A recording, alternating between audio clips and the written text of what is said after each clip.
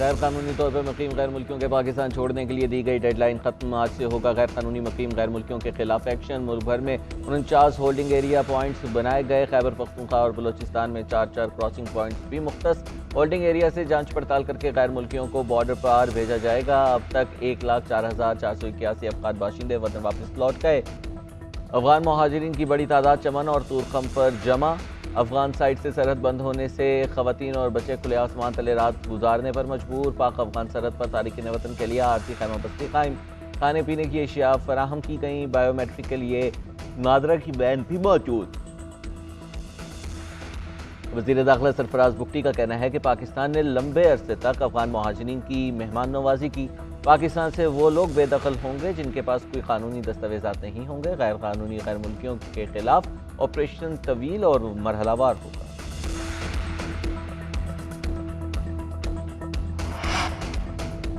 कराची में गैर कानूनी तौर पर मुकीम तारिकीन वतन के खिलाफ क्रैकडाउन शुरू। थाना सदर की हदूद से 4 अफगान बाशिंदे गिरफ्तार। होल्डिंग सेंटर मुंतकिल कर दिए।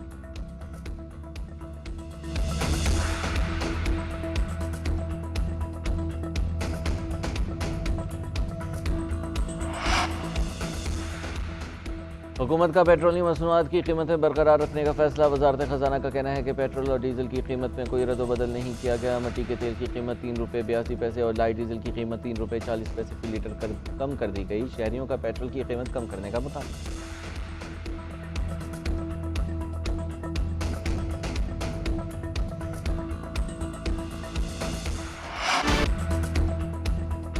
पाकिस्तानी टीम विनिंग ट्रैक पर वापस आ गई। वर्ल्ड कप में मुसलसल 4 शिकस्तों के बाद शाहीनों को फतह मिल गई। पाकिस्तान ने बांग्लादेश को 7 विकेटों से शिकस्त दे दी। कौमी टीम ने 33वें ओवर में 3 विकेटों के नुकसान पर 205 रन का हदफ पूरा कर दिया। फखर जमान की जारहाना बल्लेबाजी 74 गेंदों पर 81 रन बनाकर आउट हुए। ओपनिंग जोड़ी अब्दुल्ला शफीक और फखर जमान के दरमियान 128 रन की पार्टनरशिप। अब्दुल्ला शफीक ने 68 रन बनाए। बाबर का बल्ला आज भी न चला। 9 रन बनाकर पवेलियन लौट गए। मोहम्मद रिजवान ने 26 और इफ्तिखार अहमद ने 17 रन की नाकाबिल शिकस्त इनिंग्स के लिए। मेहदी हसन मेराज ने 3 खिलाड़ियों को आउट किया। शाहीन शाह अफरीदी और मोहम्मद वसीम जूनियर के 3 शिकार। Fakhar Zaman man of the match करार। पाकिस्तान पॉइंट्स टेबल पर दोबारा 5वें नंबर पर आ गया। सेमीफाइनल में पहुंचने की उम्मीदें फिर जिंदा हो गई।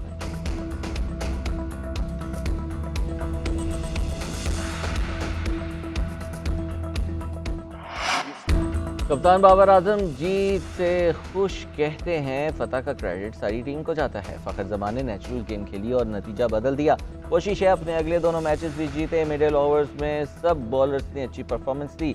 शाहीन शाह अफरीदी अच्छा खेले। सपोर्ट करने पर शायकीन का भी शुक्रिया। प्लेयर ऑफ द मैच फखर जमान ने कहा, जीत इत्तेमाद देती है। कोशिश होगी अगले मैचेस बड़े मार्जिन से जीते।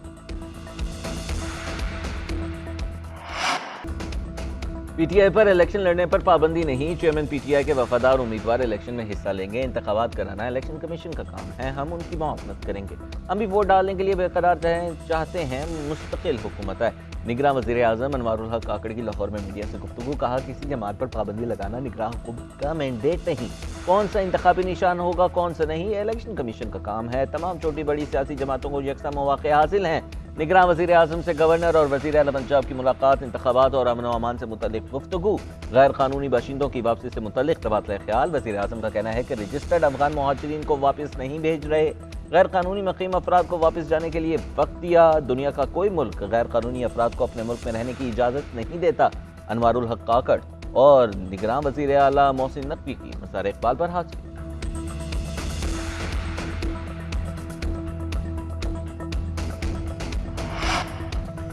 आसिफ अली जरदारी शहबाज शरीफ की कारकर्दगी से गैर मुतमईन। कहते हैं, शहबाज शरीफ को मैंने वज़ीर आज़म बनवाया लेकिन उन्होंने काम नहीं किया। पीपल्स पार्टी ने हमेशा आवाम के लिए काम किया है। नवाब शाह में कारकुनों से खिताब में बोले, नवाब शाह में एग्रीकल्चर यूनिवर्सिटी कायम करूँगा। ज़िला में पुलिस यूनिवर्सिटी का क़याम किया जाएगा। नहरी निज़ाम में बेहतरी से ज़री शोबे में बेहतरी आई।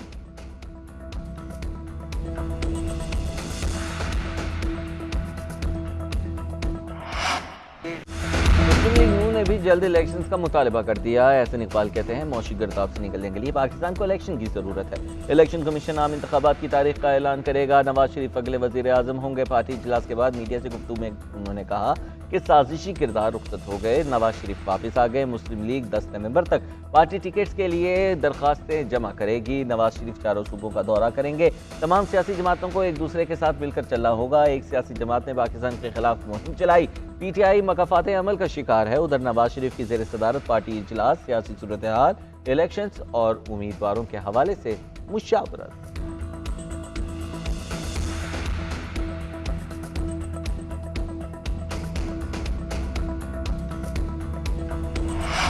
नैब तरमीम केस प्रोसीजर एक्ट के तफसीली फैसले से मशरूत। सुप्रीम कोर्ट ने आइंदा समात तक एहतसाब अदालतों को हतमी फैसला सुनाने से रोक दिया।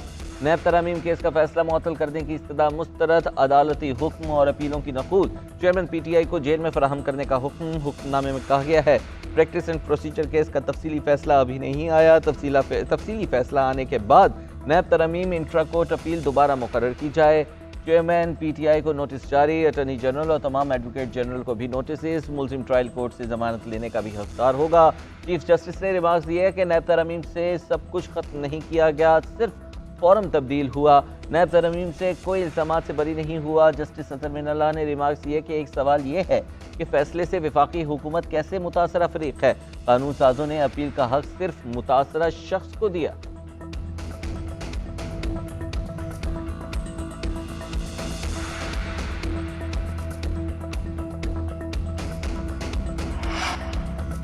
एवनफील्ड रेफरेंस में नवाज शरीफ की सजा मौतली का फैसला बरकरार। अजीजिया और एवनफील्ड रेफरेंस में सजा के खिलाफ अपीलें बहाल करने का तहरीरी हुक्मनामा जारी। इस्लामाबाद हाई कोर्ट के चीफ जस्टिस आमिर फारूक और जस्टिस मियां गुल हसन औरंगजेब ने 16 सफ़ात पर मुश्तमिल तहरीरी फैसला जारी कर दिया। फैसले में कहा गया है अजीजिया रेफरेंस में पंजाब हुकूमत की जानिब से सजा मौतल हो चुकी है। नैब की तरफ से अपीलों की बहाली की मुखालिफत न करने पर नवाज शरीफ की दरखास्तें मंजूर की जाती हैं। नैब की जानिब से बयान दिया गया है कि नवाज शरीफ को गिरफ्तार नहीं करना चाहते। नवाज शरीफ की अपीलों को मेरिट पर सुनकर फैसला किया जाएगा।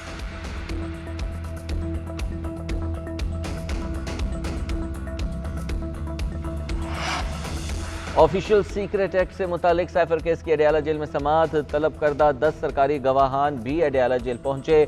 मुकम्मल बयानात कलमबंद ना हो सके। अदालत ने केस की समाअत 7 नवंबर तक मुलतवी कर दी। मीडिया से गुफ्तगू करते हुए चेयरमैन PTI के वकला ने कहा कि आइंदा समाअत पर 3 गवाहान के बयानात रिकॉर्ड होंगे। 9 मई के वाक़यात की मुकम्मल तहकीक नहीं की गई। हमें साइफर से मुतालिक एक भी दस्तावेज नहीं दी गई। चेयरमैन ने कहा मुझे घर का खाना नहीं दिया जा रहा। डॉक्टर्स की टीम हम सिलेक्ट करेंगे, वो उनका मुआयना करेगी।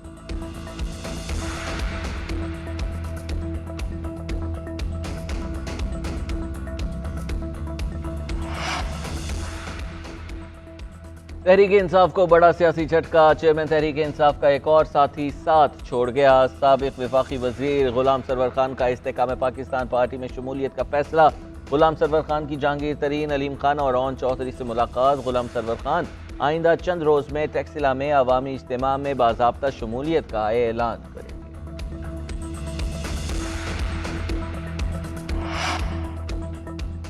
असद उमर का IPP में शमूलियत से इनकार। तहरीक इंसाफ के साथ खड़ा रहने का ऐलान। लाहौर में अदालती पेशी के मौके पर सहाफ़ियों से गुफ्तगू में बोले मुझे भी इस्तेहकाम पाकिस्तान पार्टी में शमूलियत की दावत दी गई। मैं तहरीक इंसाफ के साथ ही रहूँगा। IPP को सियासत में बेस्ट ऑफ लक। उधर 9 मई के मुकदमात की तफ्तीश जारी। लाहौर पुलिस ने असद उमर को कल तलब कर दिया। शाम 4 बजे DIG ऑपरेशंस के सामने पेश होने का हुक्म। असद उमर को लाहौर के मुख्तलिफ थानों में दर्ज 5 मुकदमात में तलब किया गया।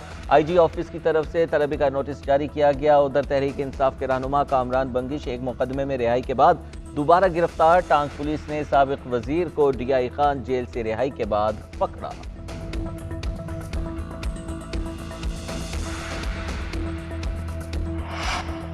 जेल ट्रायल कानूनी करार देने के खिलाफ intra court appeal. Chairman PTI की जानिब से इस्लामाबाद हाई कोर्ट में दरखास्त दायर। अदालत ने वजारत कानून के जॉइंट सेक्रेटरी लेवल के ऑफिसर को जुमेरात को तलब कर लिया। रिमार्क्स दिए कि बताया जाए ऑफिशियल सीक्रेट एक्ट के मुकदमात सुनने का इख्तियार बाकायदा ज़ाब्ते के तहत दिया गया या नहीं। बैरिस्टर सलमान अकरम राजा ने मौक़िफ़ इख्तियार किया कि हमने ये दरखास्त सिंगल बेंच के सामने रखी थी कि जज की तैनाती गैर कानूनी है। जज मोहम्मद बशीर की मुद्दत मुलाजमत में तोसी का मामला भी हमारे सामने है। जस्टिस मियां गुल हसन औरंगजेब ने रिमार्क्स ये कि जज बशीर की मुद्दत मुलाजमत में तोसी की सिफारिशात खुद मैंने भिजवाई थी, वो अच्छे इंसान।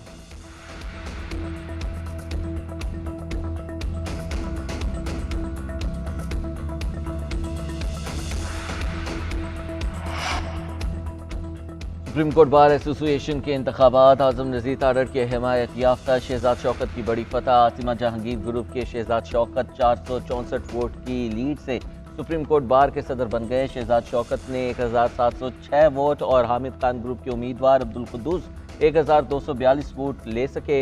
इंतखाबात में कुल 3756 वोटर्स ने हक़ राय दही इस्तेमाल किया। जीत के बाद वकला का जश्न, वकला की एहसन भुवन और आजम नज़ीर तारड़ के हक़ में नारेबाजी। निगरान वज़ीर आला पंजाब मोहसिन नकवी का रात गए कैवलरी ग्राउंड पुलिस चौकी का अचानक दौरा। वज़ीर आला मोहसिन नकवी का पुलिस चौकी की सूरत हाल पर शदीद इजहार नाराज़गी। DIG और SP कैंट को फौरी तौर पर तलब करें।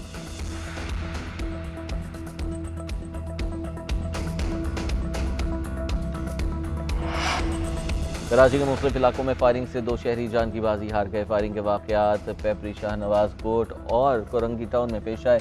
सरजानी टाउन में फायरिंग से जख्मी शख्स अस्पताल में चल बसा। दूसरी जानिब फेडरल बी एरिया में 2 मुबैना डाकू शहरियों के हत्थे चढ़ गए। शहरियों ने तशद्दुद के बाद पुलिस के हवाले।